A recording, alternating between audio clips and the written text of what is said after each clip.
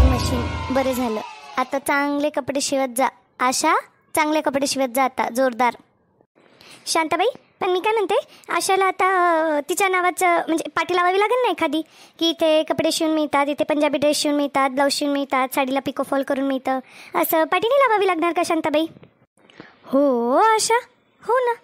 याचा तर आपण विचारच नाही केला की पाटी वगैरे लावावी लागेल म्हणून. लावून घेऊयात पाटी. नाही शांताबाई, असं नाही मी विचार नाही केला, म्हणून केला होता मी विचार. लावून घेऊ पाटी, पाटी लावायची आहे, पाटी लावून घेऊ. बाकीच्या बाया कुठे राहिल्या बाज? कुठे बाकीच्या जणी कुठे राहिल्या आज? बाकीच्या जणी कुठे राहिल्या? येत असतील, घरचे कामं आवरून येतात आरामात आरामात. कुणाचं खाणं पिणं लवकर होतं, कुणाचं खाणं पिणं उशिरा होतं, त्या हिशोबाने येतात जातात. बघा आली गीता, पण आली आता. ये बाई गीता, बस बस बस बसते, मी पण इकडे अलीकडे बसते, बस. का उशीर केला गीता आज? यायला का उशीर केला? काय सांगू शांताबाई, काय सांगू आशा, माझ्या इच्छे फारच डोकं लावत राहतात बाई माझ्याशी. म्हणे रोज रोज रोज रोज काय जायचं म्हणे तिथे, जेवण झालं की उठतीन जाती म्हणे तिथे. मी म्हटलं तुम्हाला काय करायचं हो, मी घरचे कामं करते, तुम्हाला जेवण वाढून देते, आपण सगळे सोबत जेवतो, जाऊन बसते तर काय होतं म्हटलं, 15 मिनिटं अर्धा तास जाऊन बसते म्हटलं, गप्पा टप्पा होतात, तिकडच्या गोष्टी होतात थोडंफार. उद्या काय करायचं काय नाही करायचं, कुठं कामाला जायचं आहे का, ते बोलणं चाललं होतं. म्हटलं तुम्हाला काय करायचं आहे, दिवसभराचं शीन निघतो मैत्रिणीशी बोलल्यानी. आता मैत्रिणी बित्रिणी नाही म्हटलं कसं असतं आयुष्य एकदम. हे आपल्याला नाही पडत ते, मला लागतात बाबा मैत्रिणी शांताबाई. मी स्पष्ट सांगितलं त्यांना, मी घरचे कामं बिमं उरकत जाईन आणि जाऊन बसत जाईन म्हणून. हां, तुम्ही काही काम बिम सोडून गेलं तर बोला म्हटलं, तुम्ही त्यांच्याशी डोकं लावत बसले होते.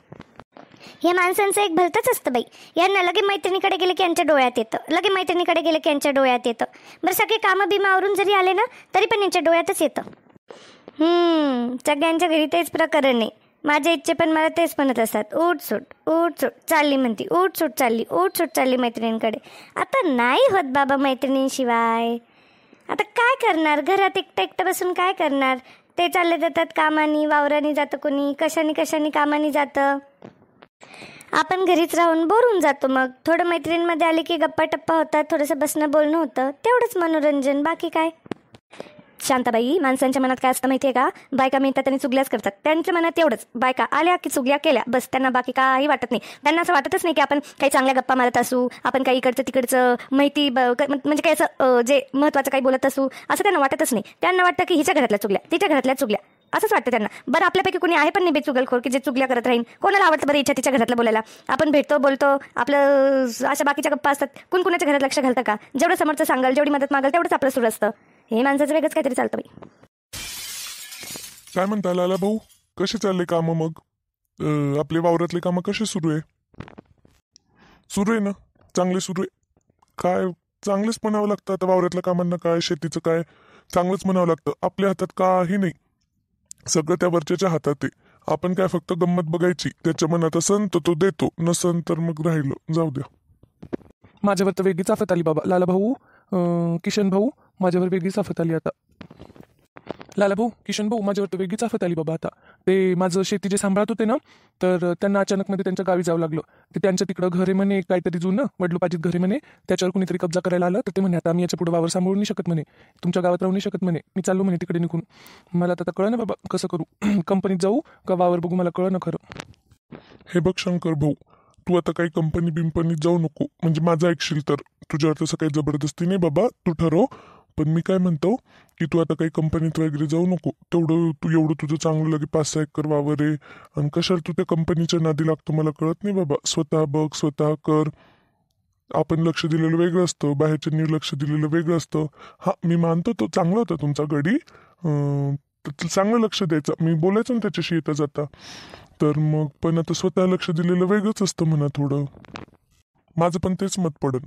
तू कंपनी बिंपनीच्या नादी लागू नको भाऊ. आता तू तुझं शेतीचंच बघ, तू आणि तुझी चांगली शेती करत जा.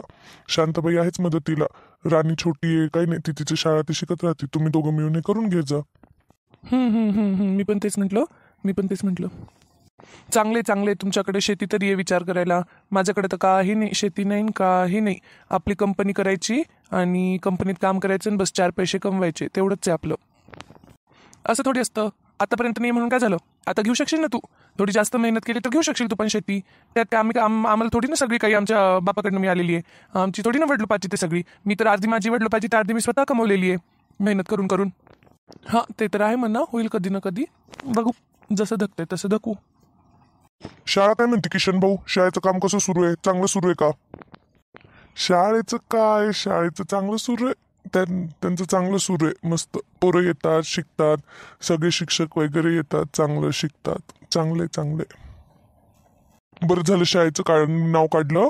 मी काय म्हणतो, तुमच्या घरी कुणी असन, एखादी तुमच्या ओळखीच्यांमध्ये, नातेवाईकांमध्ये आपल्याला एक शिक्षिका पाहिजे बाबा शाळेमध्ये. एक चांगली सुशिक्षित शिक्षिका पाहिजे. भरती येणार आहे शाळेमध्ये, म्हणजे एका शिक्षिकाची रिटायरमेंट होणार आहे, तर मग तिच्या जागी आपल्याला पाहिजे बाबा. हो का, हो का. तरी काय शिक्षण लागेल बाबा? ते जे काय शिक्षण पाहिजे? तसं असं काही खास नाही. डीएड बीएड झालेलं असेल तर चालेल, आपण ठेवून घेऊ. डीएड बीएड झालेलं असेल किंवा मग थोडं जास्त शिक्षण असेल, डीएड बीएड जरी नसेल झालं तरी टेम्पररी बेसिसवर आपण ठेवून घेऊ शकतो. जमतं किशन भाऊ, जमतं ना. सांगतो कुणी असेल तर, ओळखीच्यांमध्ये सांगतो आम्ही. आपल्या गावात असं एखादी तर चांगली आहे बाबा. नाही तर मग ते दुसऱ्या गावात नेणाऱ्यांची फार नाटकं असतात. 10 मिनिटं उशिराच येतील आणि 5 मिनिटं लवकरच निघतील. मग अवघड होऊन जातं मग ते नंतर दिवसेंदिवस.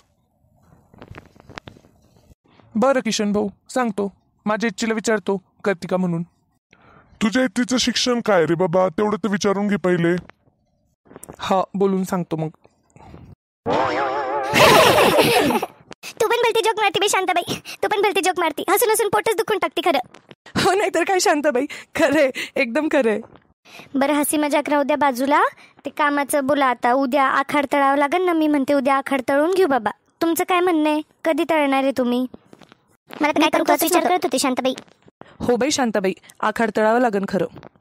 मग मी तेच म्हणते, एकच दिवस ठरवू आणि उद्या आपण आखाड तळून घेऊ आणि देवीला नैवेद्य दाखवायला सोबतच जाऊ. मग सगळ्या ठरलं तर मग उद्या तळून घेऊ आखाड आणि सगळ्याजणी सोबत जाऊन येऊ, मग नैवेद्य दाखवून येऊ. चालतं का? सांगा मग.